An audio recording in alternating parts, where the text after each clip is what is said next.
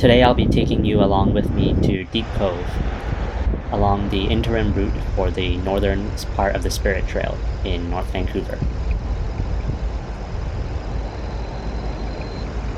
The existing Spirit Trail currently goes from Park and Tilford Mall in North Vancouver all the way to Ambleside Beach in West Vancouver. And lots of the portions of the Spirit Trail are fully separated from traffic and is considered a AAA cycling route, so it's comfortable for all ages and abilities of cyclists.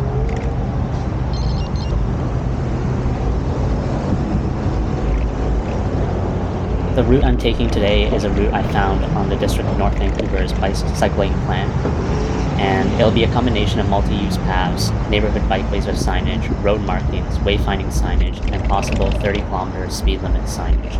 I will post a link to the plan. Here we're heading down a part of the Highway 1 off-ramp, and this part of the trail was just completed last year in 2021, so it's very recent. And what's very unique about this part is these bumps that you see that we just passed, and I'm not sure sort of what the purpose of these bumps were, so it might have been for accessibility just because of the slope, or it could be to make climbing the hill easier on a bike, so I'm not sure. But it's quite a unique feature for Vancouver cycling. Heading down this path, the construction of this area has since finished. I've been on it recently and the path is all clear, and there is a fence on the left side now. And this is a very nice route running along the off-ramp. There's very few cyclists, very few pedestrians, so it's a smooth sailing ride all the way down from Mountain Highway. As you'll see throughout the video, on the bottom of the screen, I've included the name of the current street that we're on in red. Now on the right here are very colorful noise walls, basically to block the sound from the highway for the residents on the left. And I do find it quite a pretty art feature, and it is quite nice to ride along this portion.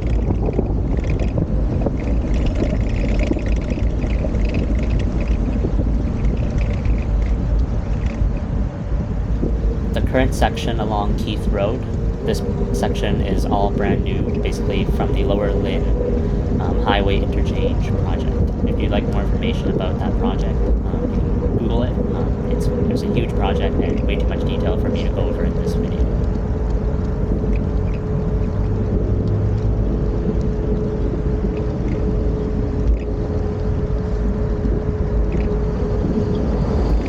Coming along here, you see that there's a tunnel on the right, an underpass. So that underpass goes onto the south side of Fern Street, and which you can connect to Phibbs Exchange and Orwell Street going south.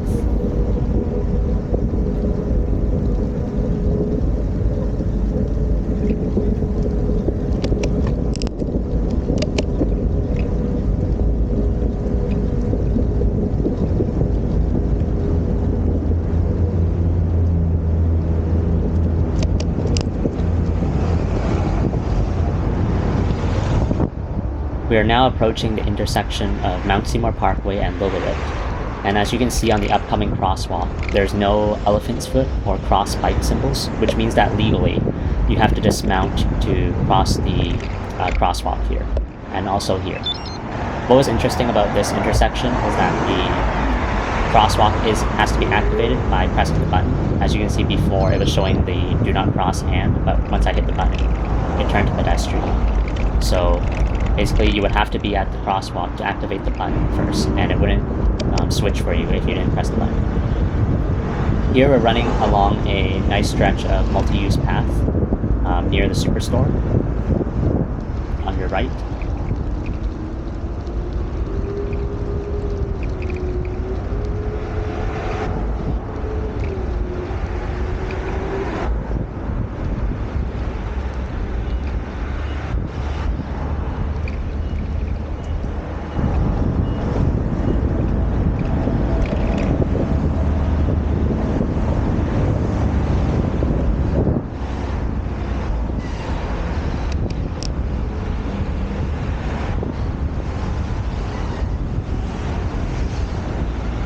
At this intersection, you do have to cross the road to continue on the multi-use path. And at this crosswalk, here they have the elephant's foot and also the green coloring for the bike crossing. And here I'm crossing the street. And if you can see sort of right on the light pole there is a sign for a shared pathway, but it's unclear which way the shared pathway goes. So I decided to bike along Mount Seymour Parkway for a bit because I was not sure whether the sidewalk on the right was considered the shared pathway. And again, in North Vancouver and in most municipalities in Vancouver, I believe except for New Westminster, cycling on the sidewalk is illegal unless there is designated signage for that. And the speed limit of Mount Seymour Parkway here, it is 60 kilometers an hour.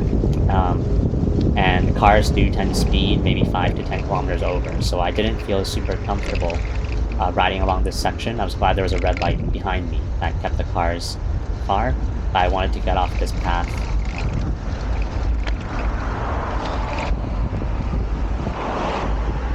Here I'm approaching the exit off Mount Seymour Parkway, I guess you can call it an exit, to go onto a much quieter street. As you can see, there's some faded elephant's foot here, but I'm not sure where that path actually leads to because it looks like the sidewalk ends right there. So we're on Heritage Park Lane, and there's a mini roundabout here. And this street is a lot quieter than Mount Seymour Parkway, so I can see why this route was designated sort of in the long-term plan as an extension for the Spirit Trail.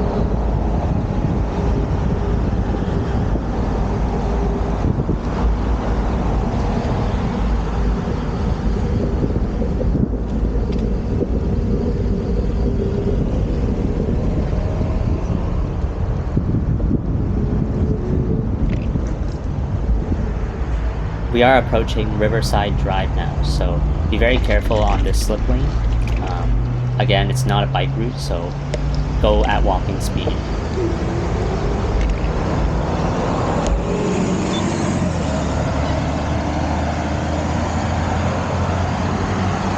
And again, this is one of those bag buttons that changes to a crossing sign when the button's hit, instead of activating that crosswalk signal by default.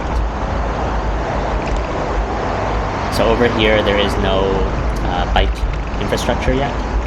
So I was riding along the sidewalk, but again, only go at walking speed and definitely yield to any pedestrians that might be there.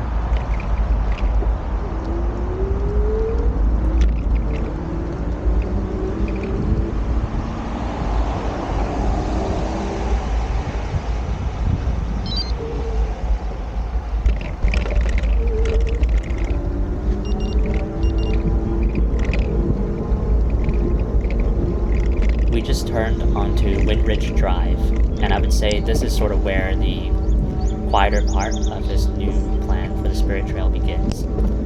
I am riding an e-bike today, but I do notice this slope perhaps can be a bit challenging for younger cyclists or new cyclists doing this route. Currently, there's no speed limit signs for this stretch, so that means the speed limit is 50 kilometers an hour. In the future, when this becomes part of the Spirit Trail, I can see the speed limit being reduced to 30 kilometers an hour.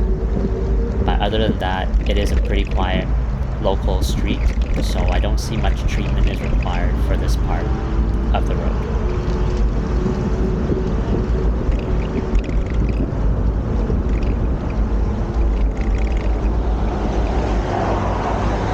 The car here just passed me going pretty fast, but they did give around a meter of clearance between me and the car. Again, this is the slope I was referring to, so it was easy on an e-bike, but on a regular bike, I can see you getting your heart rate up for this part. Going down would be fun though.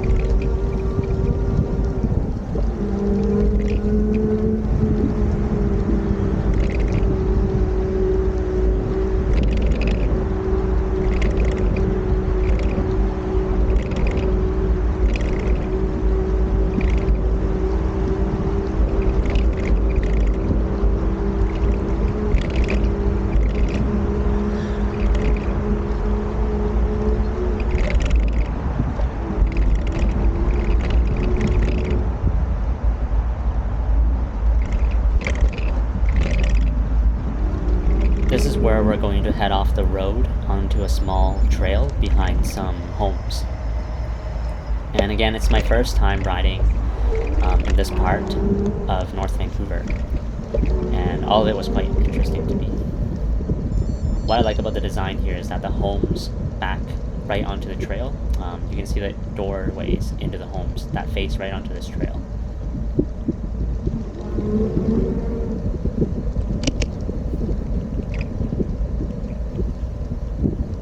Most cyclists going to Deep Cove take Mount Seymour Parkway or Dollarton Highway.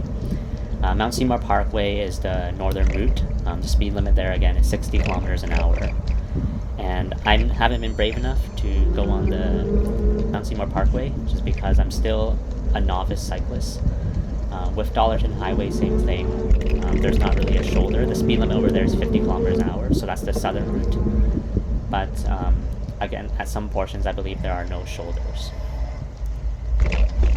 So this route offers an opportunity for me to go to Deep Cove, avoiding basically most of the busy car traffic. Here we've gone onto a dirt path, so in the future, if this does become the Spirit Trail, I can see either some widening or some pavement improvements for this section, because it was quite bumpy.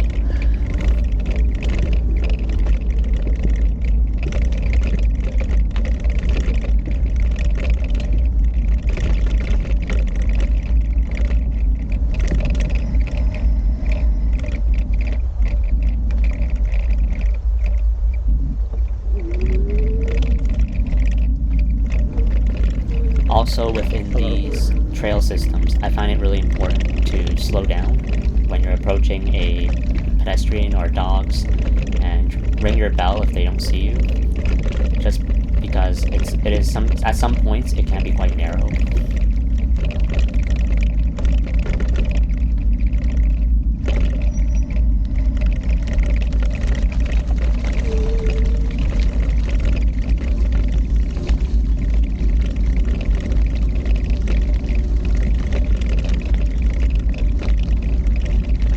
This bridge upcoming, be careful, there is a big curb right here, so I had to stop. I didn't want to hit the curb and fall over, so I walked my bike just over the curb over here before I continued. But you are right in the forest. It's a beautiful environment.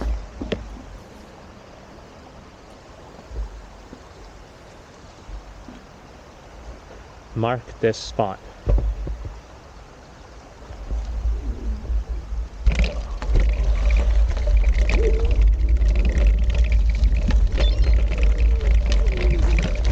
Here's where I made a wrong turn to the right, so I've edited that part of the video out, but basically you just have to keep going straight instead of making the turn.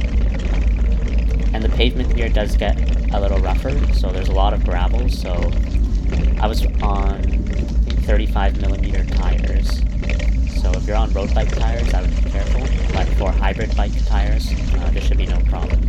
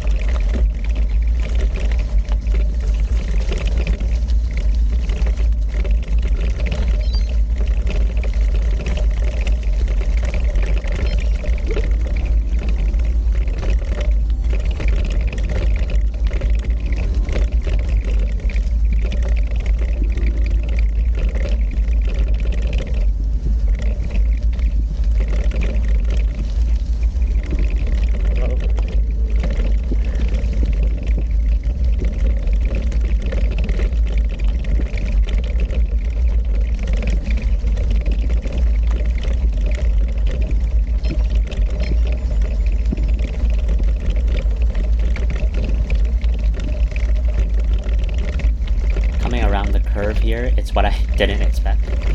So a large tree had fallen over and covered the whole path. And I was riding an e-bike, so it was quite heavy, so I wasn't sure how I would actually get around this tree. With my road bike, I could just easily lift it over, but with the e-bike, I think with all the weight that I was carrying, it was probably over 60 pounds. But thank goodness, there was a very nice couple that was walking by with their dog, and they offered to help me lift the bike over the trees. So if you're watching this out there, the man that helped me, thank you so much for helping me lift my bike over the tree. It's very heavy. Yeah. Okay. Let me get to the Okay, thank you.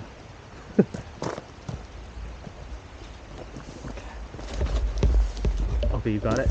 Yeah, I can get it. Okay, thank you. Oh, nothing. Okay. Okay, thank you.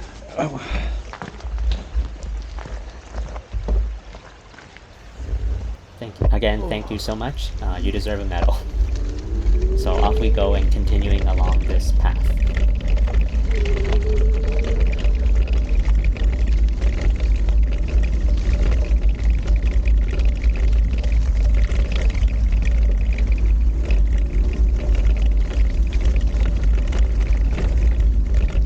I wasn't able to capture it on the video, but on the right here, where you see that stairwell going down, there looked like a beautiful, if I remember correctly, a waterfall or a ravine down below. So it was quite scenic. I just didn't have time to stop today to enjoy it. But if you're biking past here, definitely have a look. This part here, we're heading up basically to Windsor Secondary School, and this particular part was quite steep. I don't know if the elevation comes through on the video, but especially this upcoming part, it was very, very steep. But it is very short sections, so someone could push their bike up if they have issues. But definitely be careful of oncoming pedestrians or cyclists. And this is a part where I can see in the future being widened and maybe either turn into more gravel or a smoother pavement. Here we're biking right beside Windsor Secondary School on your left.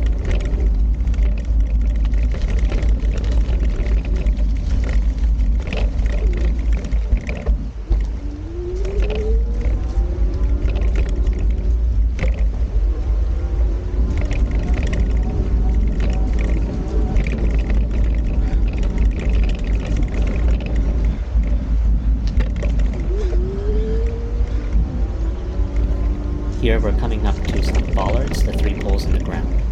So they mainly have 2 purposes. First purpose is to keep cars out. Second purpose, in some other scenarios, is to make bikes go slower, especially on busy multi-use paths.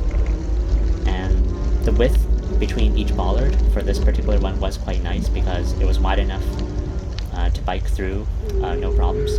But as a newer cyclist, I do find some bollards being too narrow, and it is sometimes easy to lose your balance as you're going through the bollards. Here we're just leaving Windsor Secondary School, and we're on Broadview Drive going back out to Mount Seymour Parkway.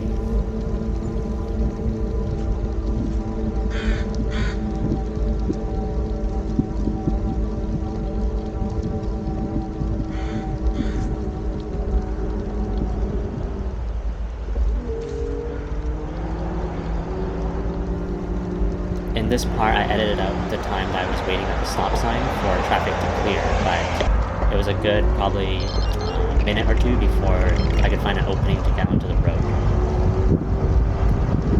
But this particular section is one of the few sections where you end up back on the main road. And I'm not sure sort of what they'll do in the future to change this to the spirit trail. Potentially I see there's a lot of width with the sidewalk and the bike lane. So potentially changing this to a multi-use path. Here we're just going to make a right. I did make a wrong turn and went straight instead, but I edited out that part, so we're actually going to turn right onto Toll Cross Road here, and then a left here. So this particular section, it wasn't too busy, and it does seem like a quiet local bikeway, and I can see the speed limit of these all being reduced to 30 kilometers an hour, and there is ample width to keep out of the door zone of the cars. So my video just battery went out for a bit there, so what I did was at the end of that road I made a left, and now I'm on Plymouth Drive. With this particular road going there to Deep Cove and back, I noticed that traffic does drive a bit faster on this road. So there probably has to be some infrastructure improvements for this particular section, maybe separated bike lanes or more speed humps, reduced speed limits, and so forth. But this car, this BMW, was very respectful. Basically, he switched to the completely other side to pass me, so that's really appreciated as a cyclist. And here, basically, we're just trying to keep out of the dooring zone, which is the zone where if someone was in the car and opened the door, you would want to smash right into it. So again, this van didn't give a lot of clearance. I find overall drivers in North Van pretty good and respectful for cyclists. And again, a lot of distance given.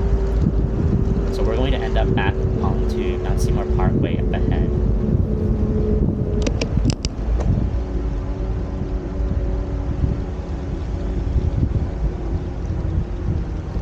So with this particular section, because it was quite short, the time I had to be on Mount Seymour Parkway, and I wasn't that comfortable biking along the road, and I saw that the sidewalk was empty, I did bike along the sidewalk. But again, this isn't permitted, so do at your own risk.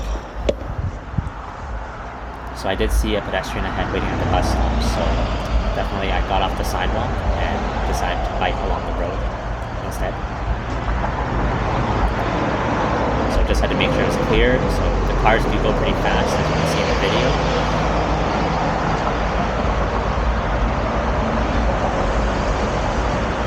And basically, I'm just going to get to the lights, and I'm going to make a left to cross the Mount Seymour Park. And these are the only two sections, this part and the part around a minute ago, that you have to be on Mount Seymour Parkway. So in terms of big infrastructure improvements on Mount Seymour Parkway for this Spirit Trail extension, really there's not many sections that need to be improved. And there does appear to be a lot of width in the road and sidewalk to make changes. So here I'm going to cross over to the other side. So here I could see them adding maybe a bike bag button on the other side of the street. So you can ride across maybe on an elephant foot bike crossing, activate the switch in a bike box, and then bike across. So not what I did. Here I got across the street, and again, once you pass this part of Mount Seymour Parkway, I found out the remaining parts are very, very quiet. So here I'm just going to turn up into this driveway or alley. And this particular section, again, it was my first time coming up this trail.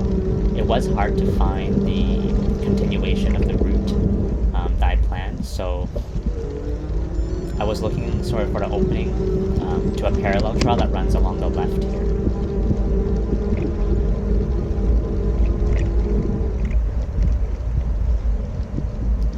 So if you see on the left, there's a small trail. I think that's the turnoff that I missed. And instead, I went to the end of this alley and sort of walked through this area. I'm not sure if it was private, but it does look sort of like a trail. But I recommend you going up the small slope that I pointed out earlier.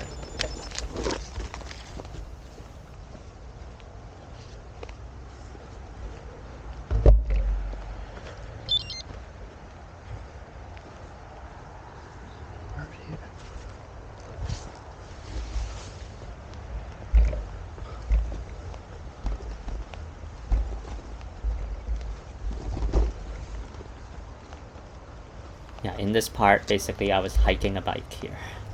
So here's the nice trail that I was talking about. I was running parallel to the alley, and we're gonna go back onto the trail.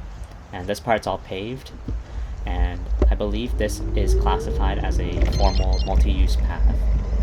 But again, like, it is quite narrow for a multi-use path compared to the new multi-use paths they have along the Spirit Trail. So I see this potentially future widening. That sign on the right there that you see, it's a shared pathway sign, so it was quite interesting for me because I've never seen sort of that particular design of shared pathways, so this might have been an older design that they didn't implement with the newer multi-use paths, but I've never seen this signage elsewhere. Again, these two bollards that we just passed, they were quite narrow, so I had to dismount and walk through the bollards. So perhaps they can remove maybe one or two of those bollards to make it easier to pass. On the left here is Northlands Golf Course, so I did make a wrong turn and turn right into the golf course, but you want to make sure you keep right and go along the trail here. So this trail, it's not super wide. I didn't measure it, but it is wider than a sidewalk, but not as wide as a more common multi-use path like the Spirit Trail. The regular parts of the Spirit Trail. And there isn't much directional signage. So again, here is where I made another wrong turn onto the golf course. But again, keep right and follow the pathway here.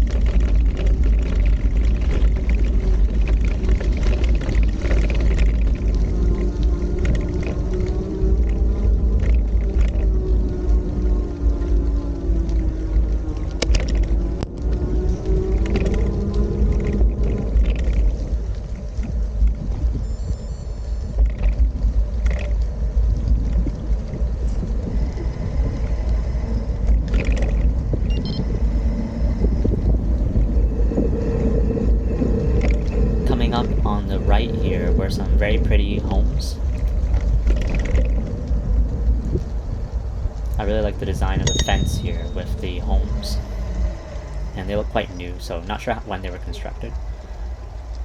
But again, the multi-use path can be quite narrow.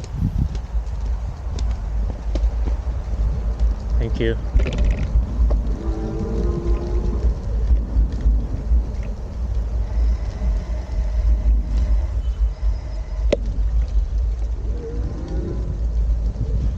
This appears to be the end of the multi-use path. There is no drop-off for bikes onto the pavement, so I biked along the sidewalk for a little bit before I can get back onto the road.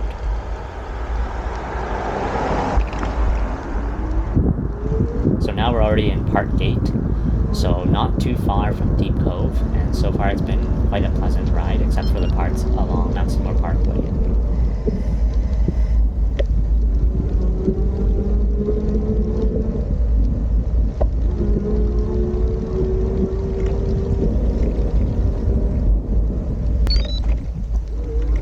So again, we just made a right turn and we're back on a very interesting brick path, and I think this is a multi-use pathway.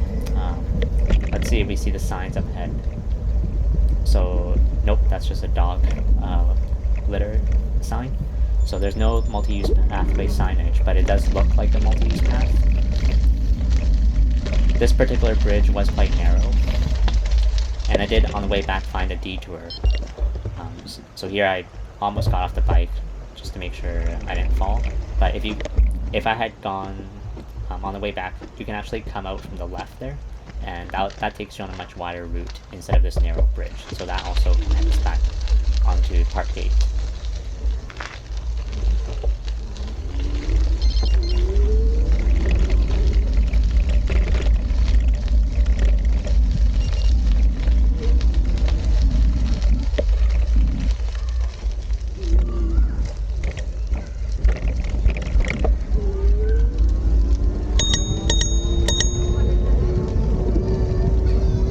Really cute little boy up ahead there. He actually recognized that it was an electric bike. So that was quite interesting. Maybe he recognized the whine of the motor. But definitely e-bikes are getting more popular. Even little kids know about them. Here we're approaching Mount Seymour Parkway, and there's no obvious crossing. Because it isn't designed for bikes yet. But in the future I can see this crosswalk maybe being moved, or perhaps this is likely an area where they're putting a traffic light for bikes to cross. So here I basically just crossing the crosswalk. And again, this crosswalk doesn't have elephant's foot or the green markings, so legally you do have to walk your bike across.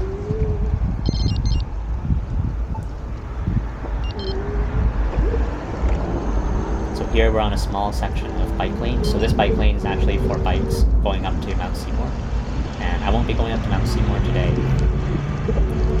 And instead I'll be making a right here to continue along this proposed spirit trail to Deep Cove. And once you're in this little neighborhood, it is very, very quiet and very safe.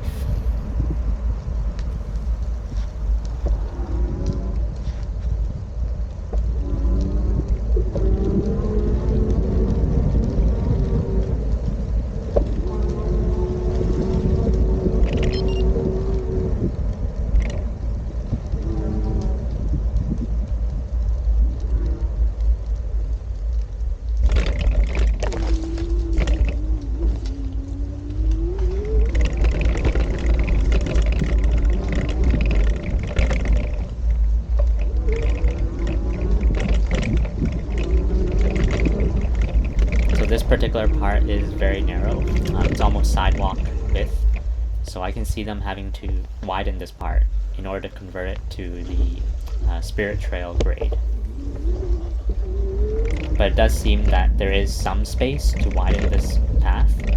Not a lot, but there is some space without trees to widen the path and to improve the sight lines. There was a man here walking up ahead, so I didn't want to startle him also, and because again this is a narrow path, I decided to slow down to wait until he notices me without sort of startling the gentleman.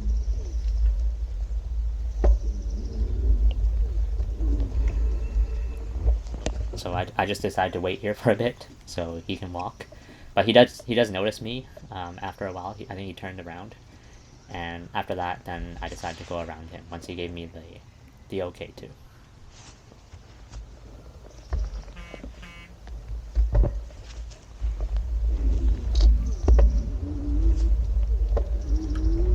So here's the okay.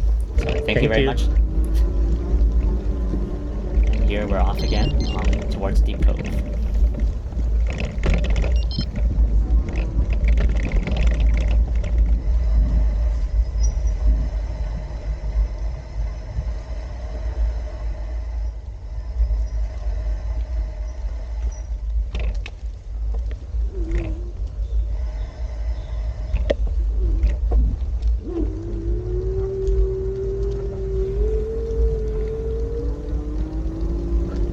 Here we're heading into Indian River Park and also a elementary school. And I sort of got lost a bit with this section, but it turns out the trail is, if you head to the right here and then proceed along this trail and then make another right at the end, you can get back onto the trail. But I did get a bit lost here. And again, there's no signage right now because this isn't an official trail yet. But when the proposed spirit trail is complete, I'm sure they'll add tons of signage that will point cyclists and pedestrians on how to continue the trail.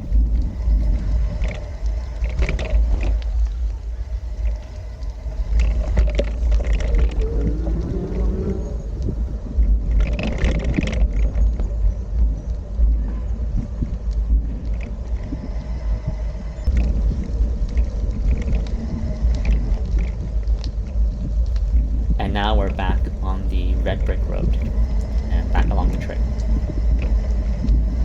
There's probably ways to get around this park area better. I haven't had a chance to study the maps, but if you have spare time, I'm sure you can go on Google Maps to try to find better routes. The reason I did this routing was try to base it as close as possible to the proposed plan on the district's website.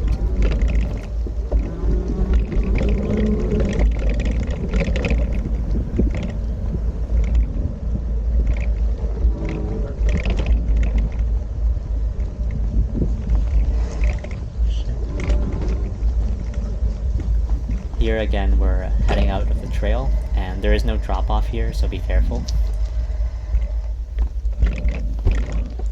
But again, these neighborhoods, they're very quiet neighborhoods, so it's very, very safe.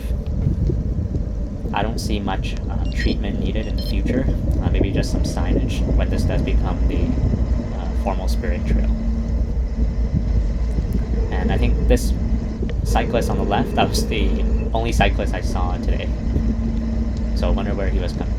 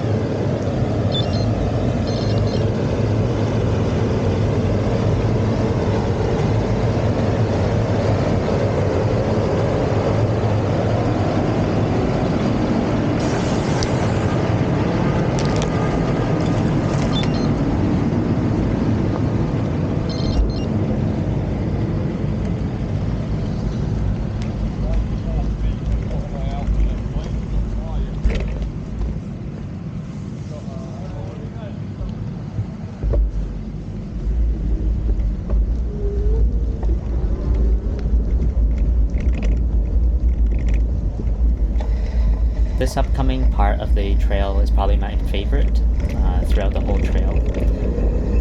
And basically it's a smooth sailing all the way down to Deep Cove. So it's nice on the downhill, which is the direction we're going, down to the Deep Cove. But coming uphill, I can see it being a challenge for non-e-bikes. So it's basically all downhill, very smooth pavement, very nice scenery on either side, lots of green.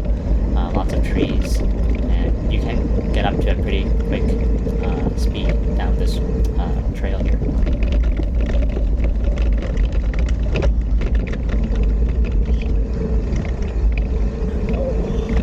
It is illuminated throughout, so I wonder if people use it at night. There are 2 benches here.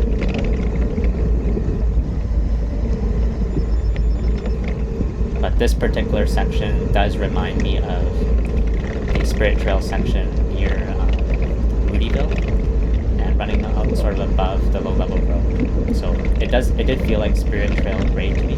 Maybe the width isn't as wide, but it did feel Spirit Trail grade to me. A nice creek we just passed, and we're heading now back down to the road and almost to our destination, Deep Cove.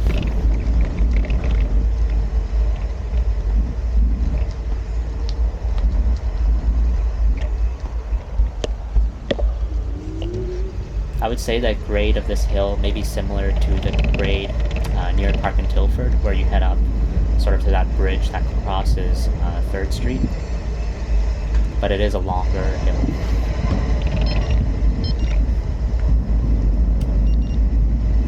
Here we are approaching Deep Cove Road, so this particular intersection, I can see them installing maybe a pedestrian controlled traffic light with a bike bag button to cross, or maybe a crosswalk that's on this side of the street instead of the other side. But this can be a busy intersection, so definitely I see some traffic light or flashing crosswalk going in there. Here we're in the quiet neighborhoods of Deep Cove, and I don't see much changes needed in this particular section, maybe at this left turn here.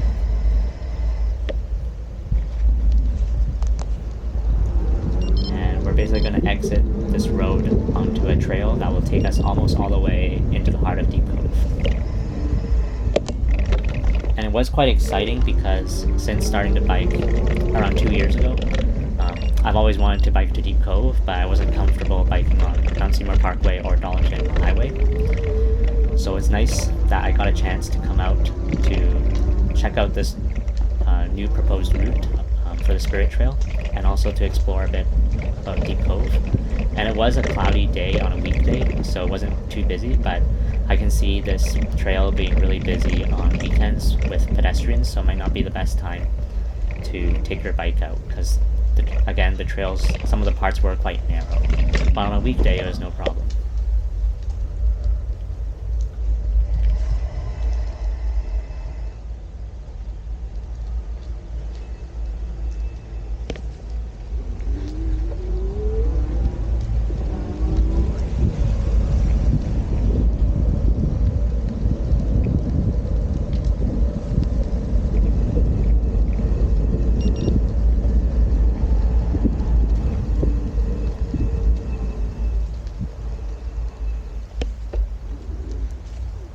Here I'm just turning onto Naughton Avenue, and there is I wasn't sure if it was a bike lane, temporary bike lane, or a pedestrian sidewalk along the orange barriers there, but I guess that's an easy way to build a bike lane. I do see the stop sign now, that's the 2 stop signs, so maybe that stop sign was for the bikes, so maybe it was a bike lane, but didn't say so I just treat it as a sidewalk. Here we're turning onto Panorama Drive, and we're basically in Deep Cove now.